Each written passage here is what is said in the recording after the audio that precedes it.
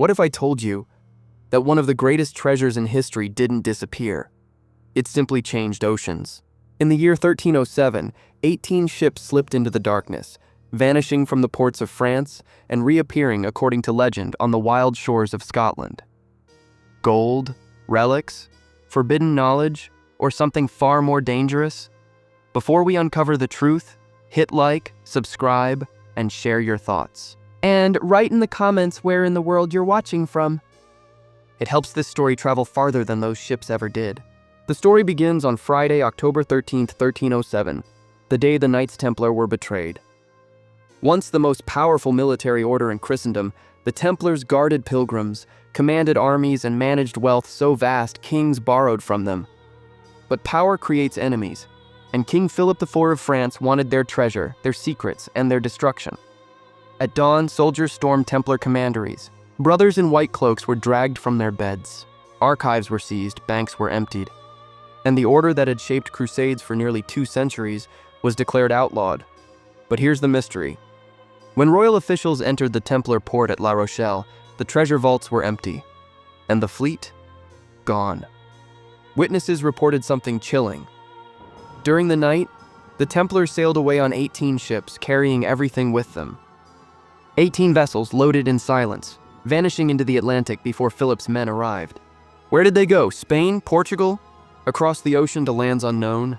Or Rua Scottish legends whisper, north, toward a kingdom isolated, excommunicated, and ruled by a man with nothing left to lose, Robert the Bruce. In 1307, Scotland was shattered, its castles burned, its nobles butchered, its king declared an outlaw by the Pope. Robert the Bruce was fighting for survival, against England, against betrayal, and even against the church itself. For the Templars, he was perfect. A king already condemned, a land beyond papal control, a battlefield where trained warriors could vanish and still serve a cause. Imagine the sight: wind beating the sails, cold salt air crashing across the deck, 18 ships pushing north through storm and shadow. No flags, no banners, no trace. When they reached the Scottish coast, legend says the cargo was unloaded secretly at night. Heavy crates carried by torchlight, chests wrapped in iron, stone containers sealed with wax. Some say it was treasure. Some say relics of Jerusalem. Others whisper the unthinkable: documents, maps, knowledge the church feared, and perhaps a few hundred knights who refused to surrender.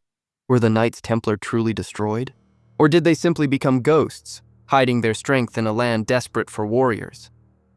This is where the story darkens, because soon after their arrival, history records something extraordinary.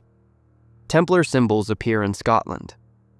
Templar graves quietly appear near battlefields, and a mysterious, disciplined cavalry force emerges, right when Robert the Bruce needs it most. Coincidence, or conspiracy carefully buried for centuries? In the next part, we follow the trail, through encoded carvings, secret alliances, and the battle that would reshape Scotland forever. When historians talk about the fall of the Templars, they often close the story too early, as if the order simply dissolved, vanished, and was erased. But reality rarely disappears that cleanly. Across Scotland, strange traces begin to appear. Quiet, unannounced, almost accidental.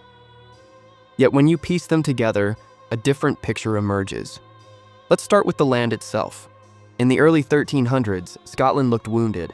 Villages burned, fields abandoned, families living in forests to escape English patrols. Robert the Bruce moved like a hunted man, sleeping in caves, hiding on remote islands, striking only when he had the advantage. He needed discipline, he needed strategy, he needed fighters who understood how to operate in secrecy, and then, quietly, new tactics begin to show.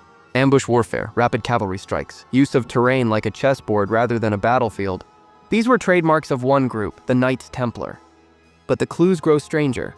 Near ancient Scottish chapels, masons carve unusual marks, crosses without Christ, swords pointing downward, geometric patterns aligned like coded messages. Later generations simply call them decorations. Yet those designs match seals found in Templar ruins across Europe. Coincidence or a signature left intentionally? Local legends speak about foreign knights who refused to remove their armor in public. They trained apart. They never accepted payment. They pledged loyalty not to church or crown, but to a promise. To preserve something, treasure, relics, knowledge no one could say. What truly alarms historians is this.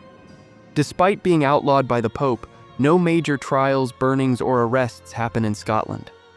It is as if, officially, the Templars were never there. But stories whispered around fires tell another version. They describe ships bringing crates inland under heavy guard, protected by men with white cloaks turned inside out to hide the emblem. Those crates were moved through monasteries, then into the highlands, hidden in caves and under ancient stone vaults. Shepherds saw torch lines crossing mountain passes at night, trails wiped clean by morning. And somewhere in that darkness an alliance was born. Robert the Bruce, condemned by the church, needed allies who understood secrecy. The Templars, condemned by the same church, needed a refuge where papal orders carried no weight. What could they offer Bruce? Money, military training engineers, and perhaps the greatest gift of all, global connections. For centuries, the Templars had built networks from Jerusalem to London. Letters moved faster in their hands than any king's courier. With them, Bruce gained access to routes, informants, and sympathizers that England could not see. Soon after, Scottish forces began winning fights they should have lost. Small victories at first and then increasingly bold. Coordinated ambushes, flanking maneuvers that seem impossibly precise. It is here that the legends grow louder. A mysterious cavalry unit appearing only at critical moments. Their discipline unmatched, their armor unfamiliar. Their banners blank, they never stayed for celebrations. They never took spoils and they never revealed their names. To the common soldiers, they were simply called the Grey Returners. Some believed they were ghosts. Others believed they were exiled crusaders. But those who had seen the white cloaks of the Holy Land knew better. And then, one event would test everything. A showdown that would decide not just Scotland's future, but whether the Templars' gamble would succeed or vanish forever. A battlefield called Bannockburn, June 1314. 7 long years after the Templars vanished from France, the storm finally gathered. The English king, Edward II, marched north with one of the largest armies Scotland had ever seen. Armored knights, heavy infantry, archers, siege machines, a force designed not just to defeat Robert the Bruce, but to crush Scotland into permanent submission. For Bruce, everything was at risk: his crown, his rebellion, his people, already exhausted by years of war. And yet, strangely, he did not look afraid. He chose ground carefully, near a marshy area called Bannockburn, with forests and bogs hemming in the field. It was risky terrain, but lethal to heavy cavalry if used correctly. This wasn't luck, this was chess. In the days before the battle, witnesses tell of unusual visitors entering Bruce's camp. Men who spoke little, carried foreign weapons, and wore plain cloaks, hiding what lay beneath. They didn't drink, they didn't boast. They trained silently, drilling cavalry and infantry like masters. Rumors whispered, the exiled knights have returned. Whether they were truly Templars or simply Crusader veterans, no one could say out loud. The church had outlawed them. Speaking their name too loudly was dangerous. But the strategies unfolding matched their style. Bruce ordered pits dug, camouflaged with branches, deadly traps for charging horses. He organized formations called schiltrons, tight circles of spearmen, disciplined, unbreakable. He emphasized patience, timing, restraint. He was no longer just a warrior. He was becoming a commander trained in the language of holy war. Meanwhile, the English army laughed. They saw fewer men, weaker armor, rougher equipment. To them, Scotland looked broken, and Bannockburn looked like another easy victory.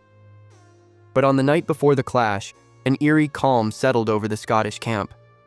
Torches faded, prayers murmured. And on the hill outside the camp, riders gathered, cloaks blowing in the dark, horses trained to silence.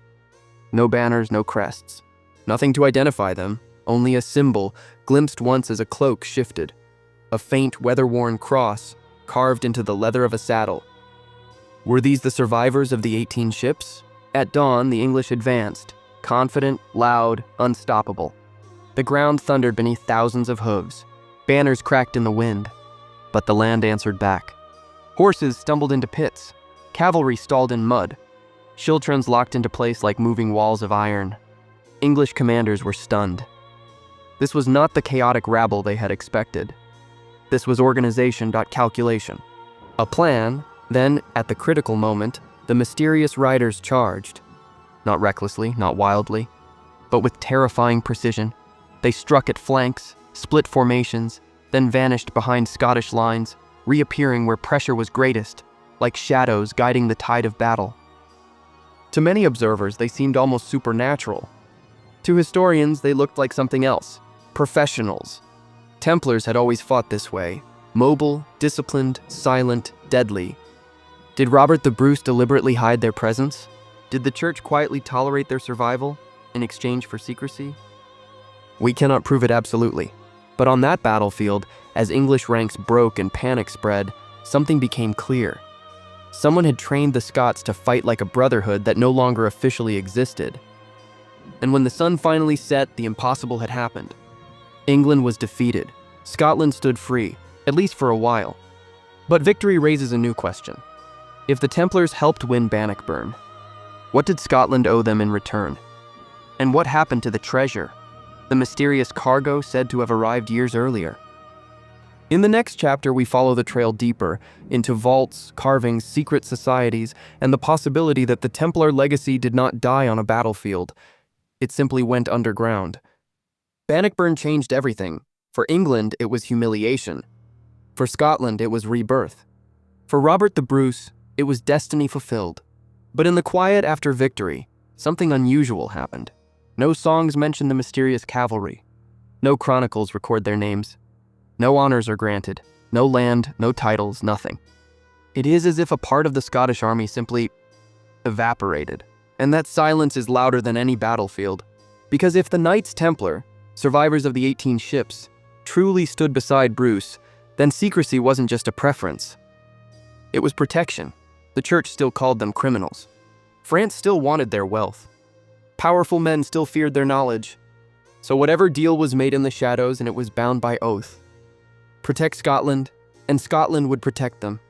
But what exactly had they brought to Scotland? And where did it go? Legends describe wagons traveling north after the battle, guarded day and night. They avoided towns, they avoided roads. They crossed through forests, glens, and mountain passes where few dared to travel. Inside those wagons, storytellers say, were chests sealed shut, iron-banded, locked, and wrapped in oilskin. Some whispered gold, others whispered holy relics from Jerusalem.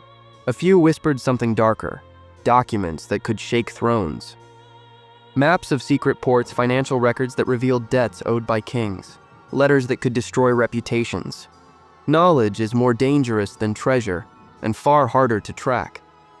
Evidence of this trail appears like scattered crumbs, stone vaults beneath ruined chapels, tunnels beneath abbeys no one remembered digging, carvings that show ships, swords, and a strange cross, identical to those once carried by the Templars. And then, across generations, strange organizations begin to appear in Scotland. Builders, architects, craftsmen sworn to secrecy, using symbols traced back not to Scotland, but to the Holy Land. Some historians connect these threads to the later rise of the Freemasons, not as the same group, but as an evolution, a continuation of ideas. Brotherhood, secrecy, enlightenment, architecture, loyalty beyond kings. Did the Templars plant seeds that would bloom centuries later, or are we simply seeing ghosts in history's fog? What is certain is this: the 18 ships never reappeared, their cargo was never found, and the men who escaped France never returned. Instead, Scotland becomes their last known horizon. Robert the Bruce went on ruling, wiser, more measured, deeply aware of how fragile power truly is. And though excommunication once hung over him, something unusual occurred. Gradually, tensions with the church softened, as if someone had quietly negotiated. Perhaps the same someone who had spent centuries managing diplomacy between kings, popes, banks, and armies. The Templars had been masters of negotiation, invisible architects of compromise. If any remained in Scotland, they did what they always did. They worked from the shadows, protecting what they carried, guarding knowledge, waiting for a world that might one day be ready to understand. And yet, even secrets leave fingerprints. Mysterious graves marked only by swords. Chapel windows aligned to solstices and constellations, hinting at an obsession with sacred geometry. Hidden inscriptions with dates no one can explain. One thing becomes clear: the story did not end in 1307. It did not end at Bannockburn, and it did not end with the disappearance of a few silent knights. It continued, coded, disguised, passed hand to hand like a flame no one was allowed to see. If the Templars truly disappeared into Scotland, then their trail should end there. But it doesn't. Instead, it fractures, scattering into rumors, carvings, lost manuscripts, and tales sailors whispered at night. And again, one name returns again and again: Rosslyn. Centuries after Bannockburn, a chapel rose outside Edinburgh, carved with impossible detail, layered with symbols no casual visitor could ever decode. Angels, vines, cryptic geometry, and, strangely, plants that scholars claim resemble corn and aloe. Plants not recorded in Europe until after Columbus. How could a chapel built decades earlier depict them? Coincidence? Imagination?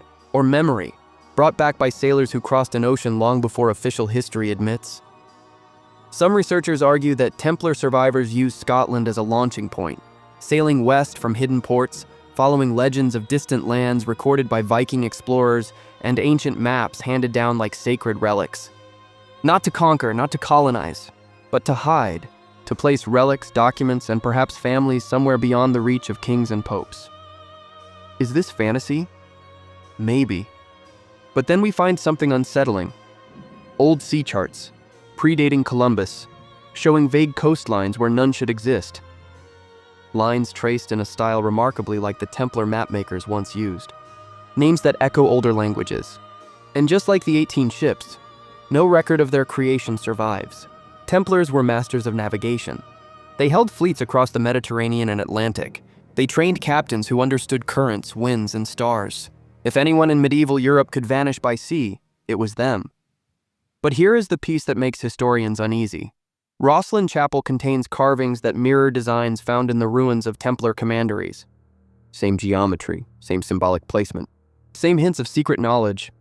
And beneath the chapel, the sealed vaults. Never opened, never catalogued. Guarded by legend and reinforced stone. Local tales say that deep under Rosslyn rests something wrapped in oilcloth and iron, protected by oaths older than the chapel itself. Some claim the Ark, the Grail, the lost Templar treasury. More cautious voices say it's simply bones, the remains of knights laid to rest in stone coffins.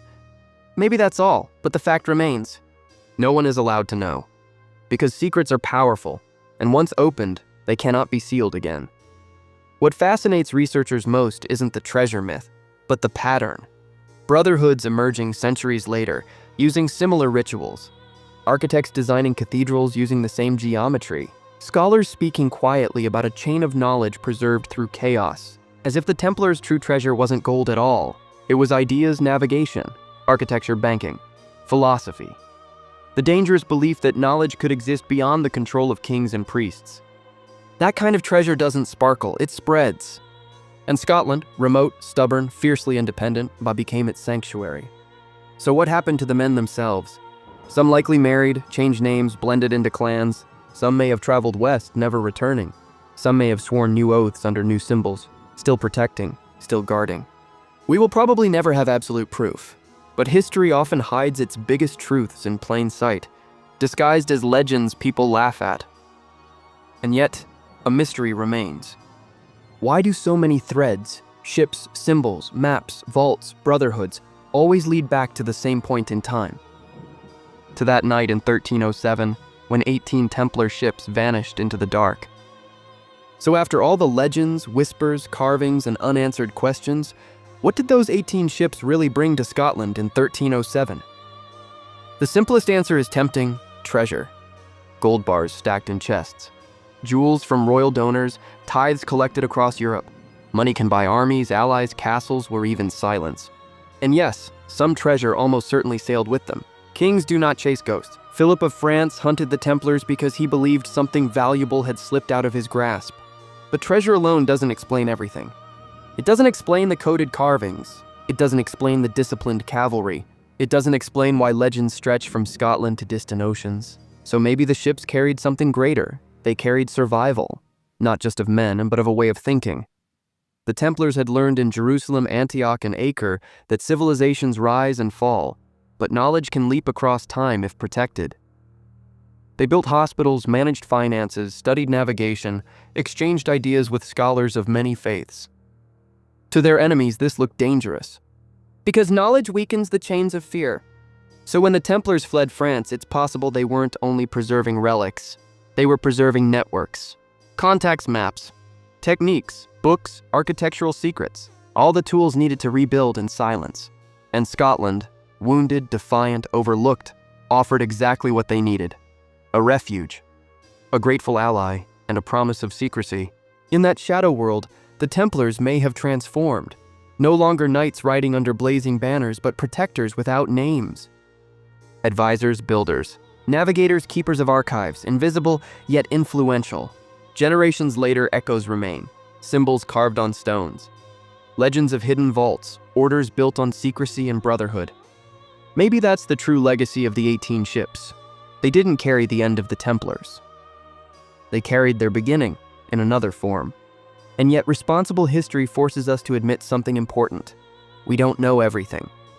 Some of this story rests on folklore, fragmented documents, and clues etched into stone over centuries. There is speculation, there is myth, there is imagination layered over truth.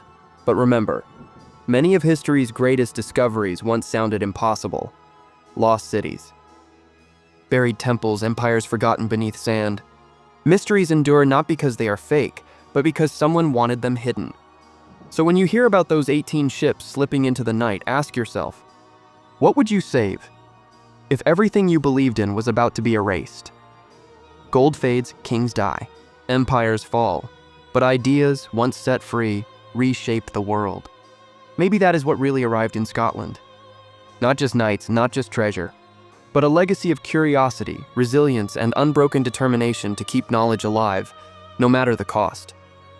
And that perhaps is why the story refuses to die, because somewhere in the echo of crashing waves and whispering legends, we're still searching for those ships.